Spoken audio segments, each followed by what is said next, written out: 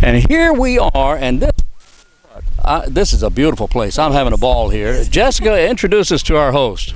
This is Virginia Pickles. She is one of our Extension Master Gardener volunteers that works with us and does a wonderful job with the program and helping with a lot of our projects. And we're here at her garden today in Mount Olive. Virginia, thanks for letting us take a tour of your place here. This is beautiful. And you're welcome. How long has this garden been in place? Your backyard, if you will.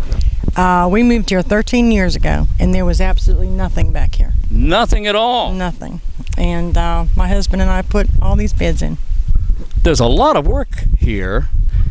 How did you do this? How often did you put time into working in you? Was it an everyday event? Was it once a week? Or how did you do this? Well, for my husband, it was an everyday event. But no, not for me. But no, John loved to work out in the yard, and he was out here most of the time. I noticed from the sign over here, Virginia, that this is a wildlife habitat. Now, what does that mean? Well, anybody can participate in this. It's you have to have several requirements. You have to have water. You have to have shelter. You have to have berry-producing plants. And these are things that the wildlife would need to survive. Yes. They need water. They need shelter. They need plants. Right. Food. And so all the animals are welcome to come in my yard. And what do you see out here? I see deer and squirrel and raccoons and possums and all kinds of things, frogs and lizards and butterflies. So, Virginia, what's your favorite part of this garden?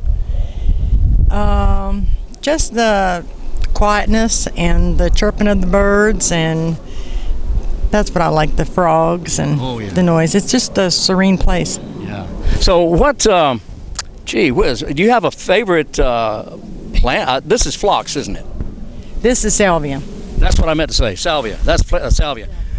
Salvia, and you have, I'm familiar with a lot of these. I can't recall it, daylilies, a little bit of everything out here.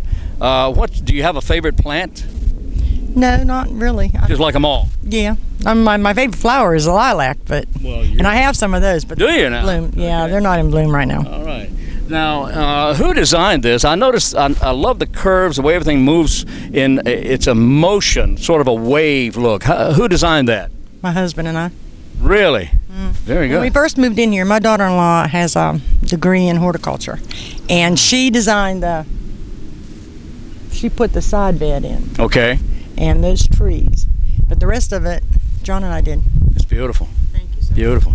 I see you have some attractive bird houses. You have birds living here too? We have bluebirds and finch and cardinals and all kinds of birds. Oh, wow. Well, it's absolutely gorgeous out here. Thank you. You've got to have a favorite. You have so many different kinds. What is the purple? It's a dahlia. Oh, yeah, that is a dahlia. Yes. It's not blue, though. No. Okay, wasn't that a movie? Blue Dahlia? Maybe it was. I don't know. Doesn't matter. It's a white oleander. I don't know about the blue dahlia. Okay, very nice. So you tend to this. I see some beautiful roses over there. Are those knockout roses? Yes. Okay. How much time do you put into this during the summer?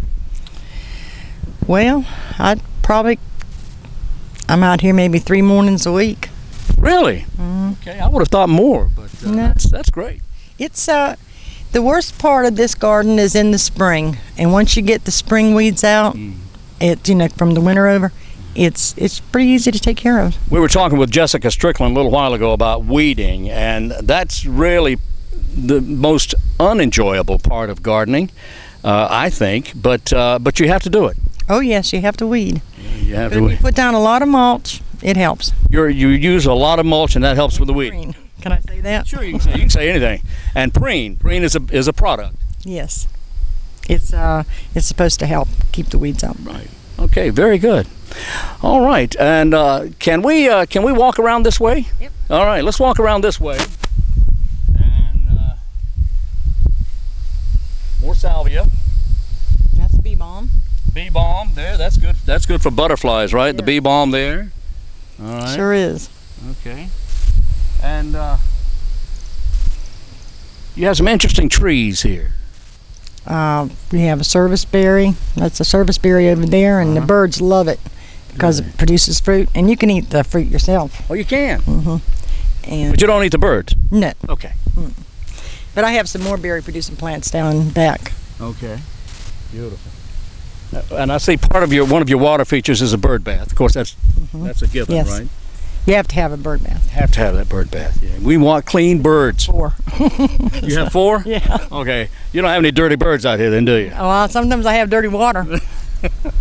I try to All keep right. it clean. Virginia Pickle, thank you so much for letting us take a tour of your backyard. This is beautiful out here, and it's an ideal wildlife habitat. Congratulations on that. And as you mentioned, people can provide for their wildlife in their backyard and actually have a wildlife habitat. And they could call the Cooperative Extension Office to find out how to do that. Well, all you have to do is just go to National Wildlife. NationalWildlife.org. That's it. Okay, very good. Thank you. You're welcome. Jessica, we just spoke with Virginia Pickle. This is a gorgeous backyard here. How do you rate her selection of plants out here? Oh, I'd rank them very high. When they select plants, they're looking at not only design, but they're looking at ones that do well in our area, that are suitable for our climate, ones that are drought tolerant, ones that provide color throughout the year, and so forth. So they've done a wonderful job in selecting plants for their garden. That they have, and I see they built an arbor and they have seats underneath, and they've created a nice shady area for outdoor living. That's correct. Yeah. So you can actually enjoy the garden. Actually enjoy the garden in the shade. It's nice out here. It's so nice. Yes. Now, how many are all of these or any of these annuals, or all of them are not annuals? Many of these are perennials, and so that way they come back every year, and it's, a lot of people look at it as it's a way to save money, that you don't have to go out and buy annuals every year, and they provide attraction majority of the year. Some of them are herbaceous perennials, die back to the ground in the wintertime, but the roots stay there, and then they come back in the springtime. And then you've got some of your woody perennials, your trees and shrubs that can provide interest year round. Well, I see a lot of insects, and that's a good thing. Yes. And I see that the birds are happy here. A lot of butterfly attracting materials, and Yes. and bees, I'm sure, have a ball out here.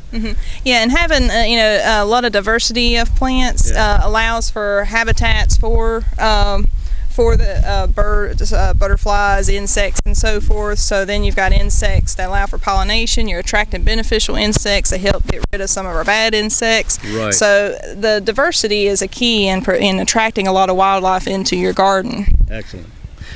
Well, Jessica, thank you for introducing us to Virginia Pickle. We appreciate your bringing us out here to this fine backyard. Yes, thank you.